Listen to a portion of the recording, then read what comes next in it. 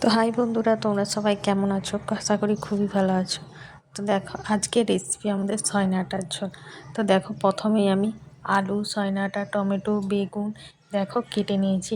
তো কেটে সমস্ত কিছু গুছিয়ে নিয়েছি। এবার আমাদের কিন্তু রান্না করার পালা।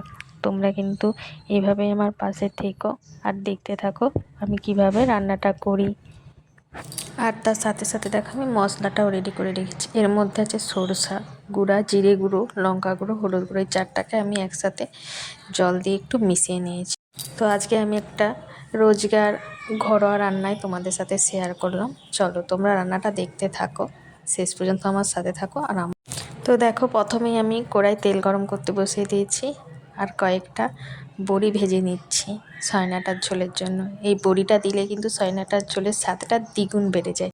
তো চলো দেখো, প্রথমেই আমি বড়িটা নামিয়ে দিয়ে কড়াই তেল গরম করতে দিয়ে তেলটা গরম হয়ে যেতেই আলুটাকে নুন হলুদ দিয়ে একটু ভালো করে ভেজে নেব। প্রথমে চাপা দিয়ে দেখো, আলুটা তো আমাদের ভালোভাবে ভাজা হয়ে গেছে। ঠিক আছে, এই অবস্থায় আমি এর মধ্যে সয়না ডাঁটা আর বেগুন দিয়ে আরও ভালো করে ভেজে নেব কিছুক্ষণ।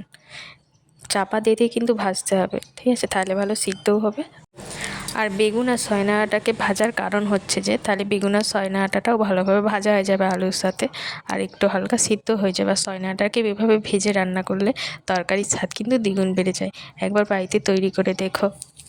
এভাবেই আলু, সয়না আটা, বেগুনকে আমি চাপা দিয়ে 5 মিনিটের মতো ভেজে নেব। দেখো, খুব ভালোভাবে আমার আলু, সয়না আটা, বেগুন ভাজা হয়ে গেছে। এবার যে মশলাটা তৈরি করে রেখেছিলাম ওই মশলাটা দিয়ে ভালো করে একটু আলু, বেগুন, সয়না আটার সাথে কষিয়ে নেব। কষানো হয়ে গেলে তারপরে আমি পরিমাণ মতো জল দিয়ে তরকারিটা ঢাকা দিয়ে সিদ্ধ হতে দেবো 10 মিনিট।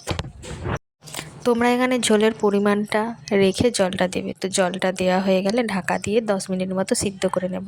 দেখো 10 মিনিট হয়ে গেছে। 10 মিনিট পর আমি ঢাকা খুলে দেখছি আমার কিন্তু আলু, বেগুন, সয়নাটা খুব সুন্দর করে সিদ্ধ হয়ে গেছে। আর ঝোলটা যখন ফুটবে ঠিক এই পর্যায়ে কিন্তু আমাদেরকে বড়িগুলো দিয়ে দিতে হবে। বড়িগুলো দিয়ে কিন্তু বেশি নাড়া যাবে না, দিয়েই নামিয়ে নিতে হবে। এবার আমি তরকারিটাকে সম্ভব তার জন্য কড়াটা ধুয়ে কড়াতে দিয়ে দিলাম সরষার তেল সামান্য, তার উপর একটু চিনি দিলাম, তারপর তেজপাতা, শুকনো লঙ্কা, 5 ফোঁড়ন দিয়ে টমেটোটা দিয়ে একটু নুন সামান্য আর হলুদ দিয়ে ভালো করে ভেজে নেব। ভাজা হয়ে গেল, টমেটোটা খুব সুন্দরভাবে গলিয়ে নিয়েছি। এবার যেই তরকারিটা ঢেলে রেখেছি এই তরকারিটা কিন্তু এর উপর দিয়ে দেবো, দিয়ে ভালো করে ফুটিয়ে তরকারিটাকে নামিয়ে নিলেই কিন্তু আমাদের সয়নাটার ঝোল রেডি। তো হাই বন্ধুরা, আজকে তোমাদের এই রান্নাটা কেমন লাগলো বলো, আর কি নতুন রান্না দেখতে চাও আমায় কমেন্ট করে জানাও। তো দেখো, গরম গরম সয়না আটার ঝোল রেডি। তো খেতে তো খুব সুন্দর হয়েছিল, তোমরা এভাবে একবার বানিয়ে দেখতে পারো।